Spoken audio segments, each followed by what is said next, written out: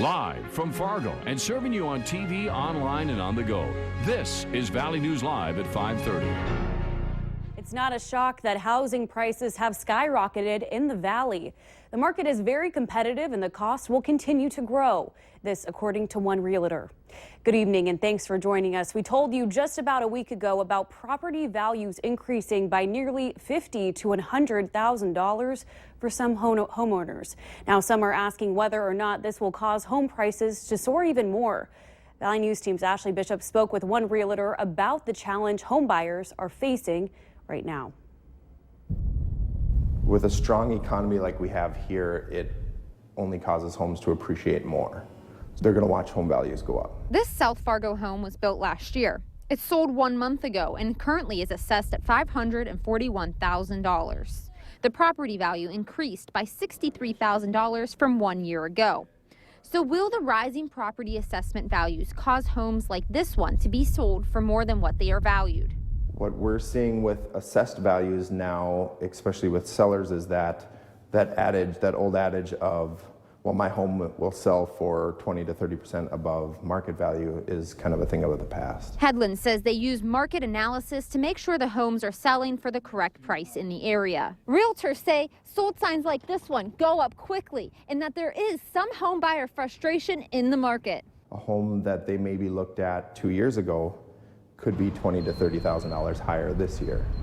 So those can be frustrating, which is why you don't always want to drag your feet when you find a home that you love. Headland says there are more options out there for second and third time home buyers than first time buyers. They do come on the market, but they go off the market almost as quickly as they hit the market. He says he has seen homes under $250,000 go off the market in less than 6 hours with at least 5 offers.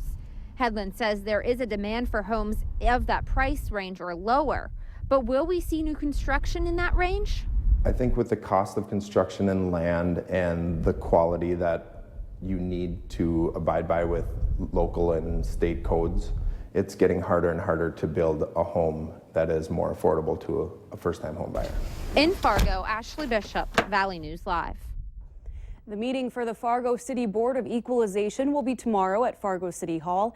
It starts at 7:30 in the morning. Homeowners who feel their property values are unfair can appear and speak to the City Commission and City Assessor.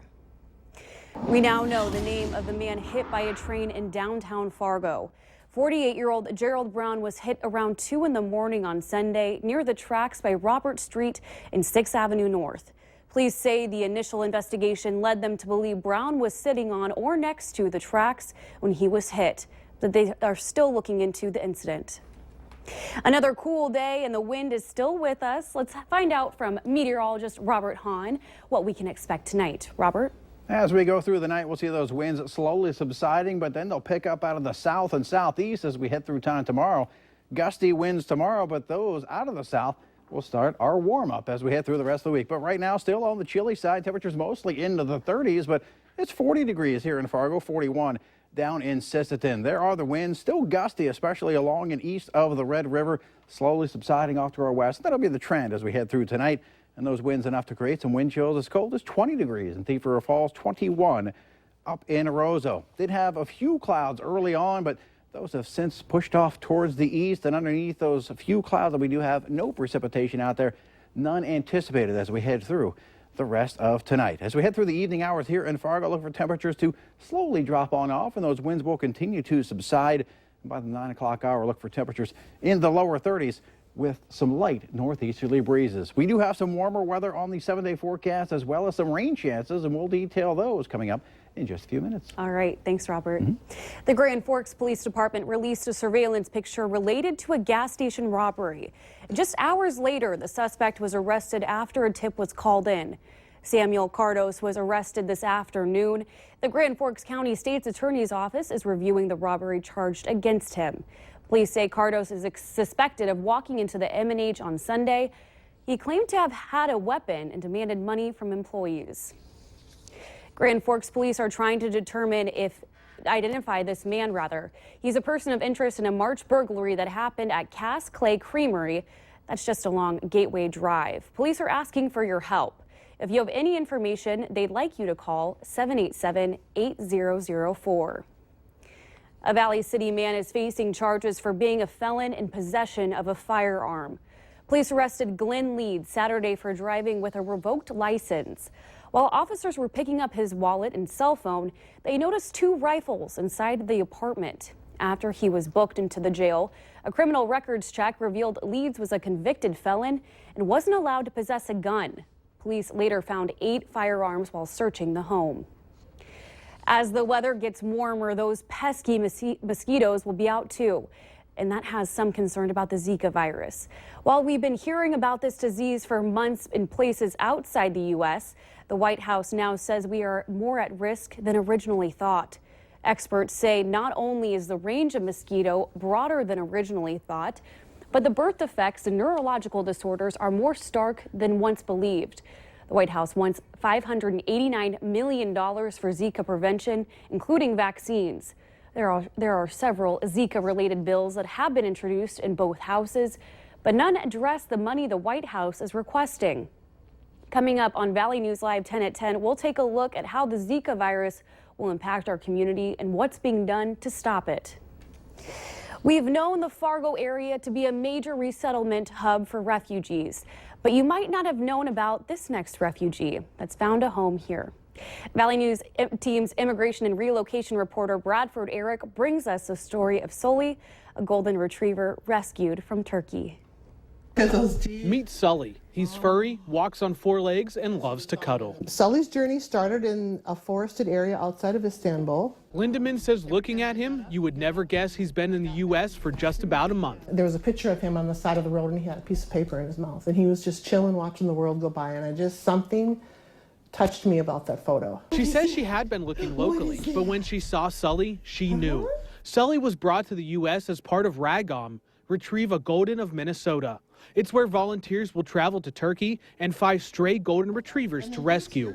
Sully came with his own passport, stamped with his vaccination records. What therapy animals do is they make people feel comfortable and loved. Sully is more than just a family pet, too. He's going to be a therapy animal. See, his big brother, Buddy, currently works at local hospitals and at Fargo South. And that's what I think really touched my heart with him, because he, though it's not the same, came over here for a better life, too. The kids Christy and Buddy currently work with are mostly refugee children.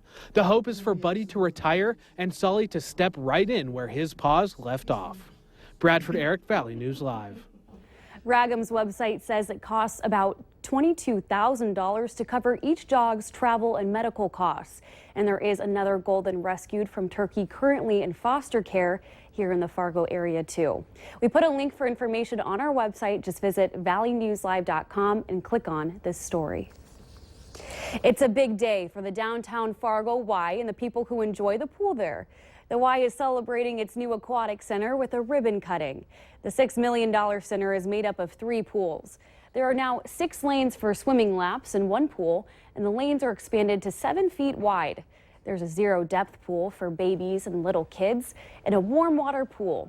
The Y's Aquatic Center director says this center has a little something for pretty much everyone. It's really just we want to have a fun place. We obviously have the climbing wall, which older kids are loving right now. They love climbing up and dropping into the pool. Our 0-depth pool has a bunch of fun features in it, fountains, water slides, everything like that. It's really just a great place to come and play. Y members will be able to start using the pool Friday, and it'll be available to the public a week from Saturday, the 23rd. You may not be ready to put away your winter coats, but now is a good time to do other spring cleaning around your home. Organizing experts say start with a room the entire family uses, like the kitchen. For easier access, use bins in the pantry to organize food that might be used together in various recipes. Also, now is a good time to clean out expired food or items sitting on the shelf that you don't think will get used. Especially your non-perishable items, if they have not expired, simply bag them up and drop them off at a food pantry, or often the grocery stores have bins right when you walk in the door to donate the items right there. So don't just throw those away. Be mindful and make sure that they're put to a good use. One place people forget to clean is under the sink. Miss Simplicity says to keep the cleaning supplies you use the most in the front. Some Netflix customers will soon be paying more for the same service, but